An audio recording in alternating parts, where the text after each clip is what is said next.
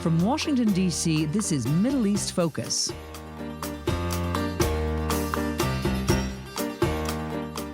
Welcome to the Middle East Institute. My name is Intisar Fakir. I am Senior Fellow and Director of the North Africa and Sahel Program. On September 8th, Morocco held its national, regional, and local election, the first time Moroccans vote for all three elections at the same time and during a pandemic.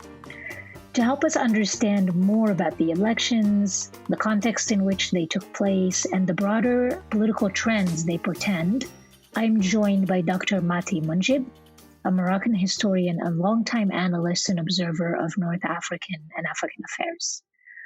Also joining me from Rabat is Dr. Rashid Auraz. Rashid is a non-resident fellow at MEI's North Africa and Sahel program. He is an economist and a founding member of the Moroccan Institute for Policy Analysis. Welcome, Mati and Rashid, and thank you for joining us today. Thank you. Thank you very much for having me. Yesterday, voters chose among candidates from 31 political parties and coalitions that competed for 395 seats in the lower house of parliament and representatives for 678 seats in regional councils. The results came in with a big surprise for the Islamist Justice and Development Party, which saw a shocking loss from 125 seats in the 2016 parliamentary election to just 12 this round. The PJD's liberal opponents, the National Rally of Independents, came in first with 97 seats, and the Authenticity and Modernity Party came in second with 82 seats, and traditional center-right Istiqlal Party followed with 78 seats. But before we talk about the election results, let's take a step back with you, Mati. Can you help us understand why this is an important election? Yes, it is a different election because there is no strongly popular party participating in it. And this is for the new time since the 90s. Also, the media, state media, and a good part of the private media are currently totally really controlled by the state and by the political regime. Also, there is, for the first time under the reign of Mohammed VI, there is a high level of manipulation of the results.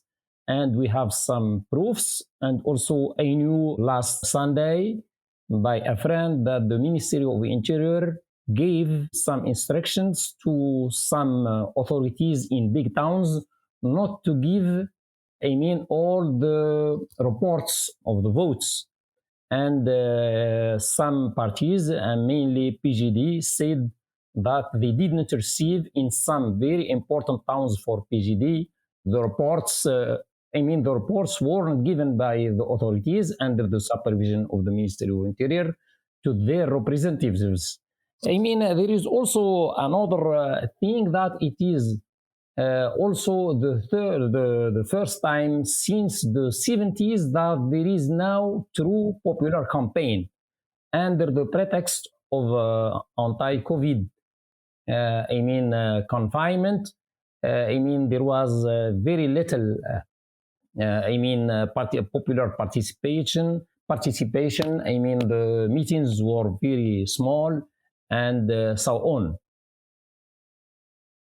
Okay, thanks, Mati. So you were saying essentially that, the campaigning didn't quite take place to the extent that maybe the Islamist Justice and Development Party usually campaigns. There is a pandemic. There is, of course, a new election law that changed the way seats are allocated. So there were a number of things that were different about this election. But given this context, what's your main takeaway from the results, and how do you expect the government formation to play out over the next few weeks? I think the next government, it will be formed but at least by the three leading, parties in this pool. The National Rally of Independence, led by Aziz Ahnouch, and by the PAM, But I remember that the leader of the PAM warned that if his party does not lead the government, I mean to be the head of the government, he won't participate. But maybe there will be a negotiation with the regime, and one of the two parties will lead the government. And I think it will be the PAM, even if the rally of independence came first, I mean. And also, I mean, there is a lot of outcry in the suburbs of some towns that there was a really falsification of some results, mainly against some PGD leaders. And this also is the first time. This is also the first time under the reign of Mohammed VI. So these allegations that you were talking about, what sort of recourse would there be to address these allegations if they gain, if the parties actually speak out against them, if the PJD were to say, okay, there's something happened, we'd like to have, an investigation. So what would the process look like of looking into these allegations?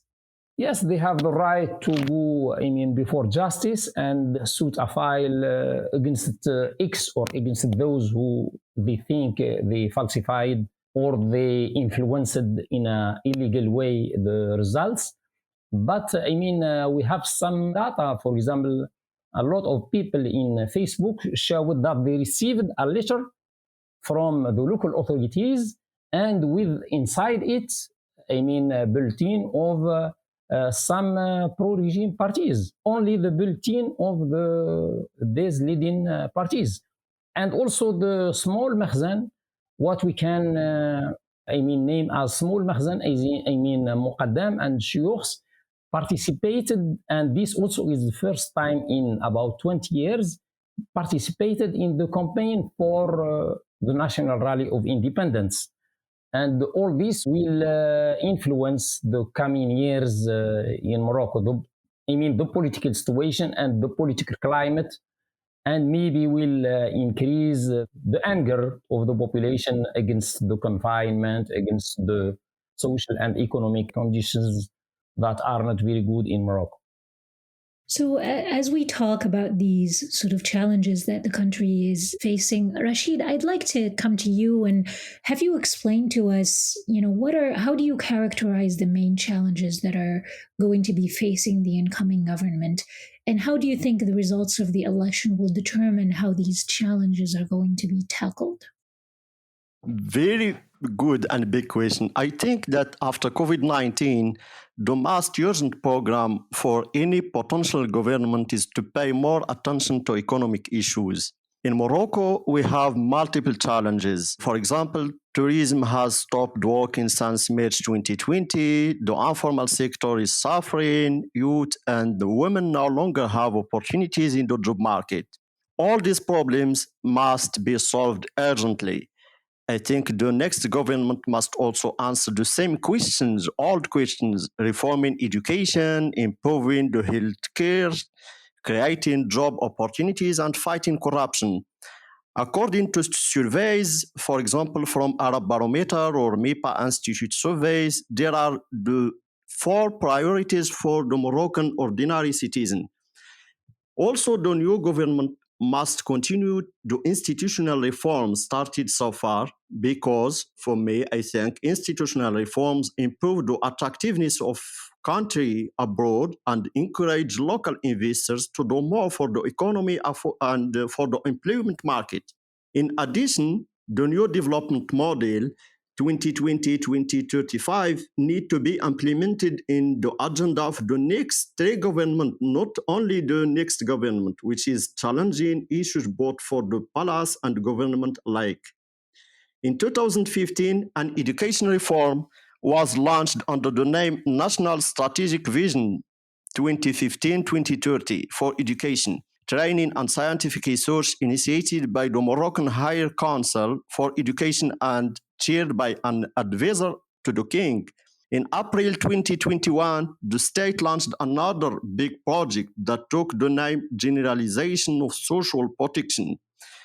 This project target initially farmers, craftsmen, professionals, traders, service providers, and auto entrepreneurs, and will be extended in a second phase to other categories with a view of to ensuring the effective generalization of social protection to all citizens. In this sense, this project was prepared by the current finance minister, member of the Irini party. I think without external shock, now government can change the priorities of the state and the palace. Thanks for that, Rashid. I think as you are talking about sort of governance and the government's priorities, looking at the way that Morocco has responded to the pandemic over the past year and a half, it wasn't perfect, but it was much more effective than, the way neighboring countries, for example, managed it. This response was led primarily by the palace and has also bolstered the palace and the central government, the sort of central appointed structures compared to the elected structures. How do you think the results of the election will impact the question of decentralization and decentralization efforts that really have shaped government performance and Moroccan governance priorities for the past 10 years? How do you think this will proceed given the election results right now? I think the yesterday election results show that the bureaucracy won the elections. RNA, Rassemblement National des Indépendants, and PAM, Party Authenticity and Modernity, the first and second parties, were created and supported by the administration. And 4 of the 8 parties in parliament today are administration parties. In Morocco, the bureaucracy rules. Regionalization is a project to decentralize power, but in my opinion, it has failed. The central bureaucracy simply did not want to carry out this administrative reform. The COVID-19 pandemic has given the bureaucracy a better chance to govern. Elected officials were marginalized, and the administration handled confinement, health emergency, curfew, and the distribution of social assistance. COVID-19 is a godsend for the big bureaucracy in Morocco and the central power as in all developing countries in Africa, South America, also maybe Asia. Let us not forget we have today those who are today inspired by the model of CCP, Chinese Communist Party, as a very centralized power. The pandemic has overturned the meaning of power here and in all developing countries. I am more astonished by what happened in Tunisia. A president without a party and without a majority in parliament took full power and cancelled all institutions. It is surprising, but the context under the COVID-19 is not at all normal for me. So you are essentially saying the central government is more powerful. This is what we are going to likely continue to see over the next 5 to 10 years. And so the final question for me to both of you is, is there anything else that you would sort of predict about the relationship between the government and the palace that might play out moving forward from here on? And maybe I'll start with you, Mati, and then I'll come back to you, Rashid. I forgot also to say that it is the first time since the 90s also that this election was organized under a climate of fear because of all this, people arrested, journalists, activists, and also smear campaigns and defamation campaigns led by by outlets very close to the power, if you want, to the regime. So I think, the relationship between the cabinet, if you want, and the palace will be smoother during, the next 5 years, because there will be only pro-regime parties, and also that, the power of the Makhzen administration and also of the regional authorities will be much stronger, because there will be now resistance. This resistance was shown by the PGD elect people in regional and local councils during the last 10 years.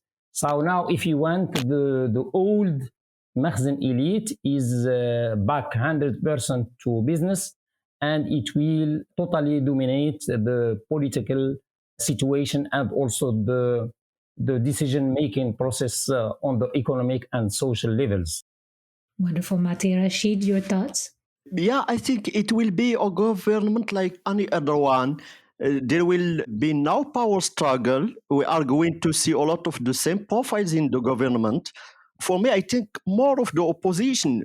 By 12 parliamentarians, Islamists are a minority in parliament. They will not be able to oppose the government. Also, there is no longer strong left in Morocco. For me, this is not good for democracy nor for the consolidation of political institutions in Morocco. I hope that the state will not be the opposition to this government in the next years. Thank you both. I think we'll leave it there because that's all the time we have for today. Thank you for tuning in, and be sure to read MEI's latest on Morocco and North Africa at the North Africa and Sahel program on our website. Thank you, Rashid and Mati, for your time. Thank you. Thank you. Thank you to our audience for listening and to our production team for their work on today's program. This has been a presentation of the Middle East Institute. To support MEI's programs and podcasts, please donate at www.mei.edu. Thank you for your support.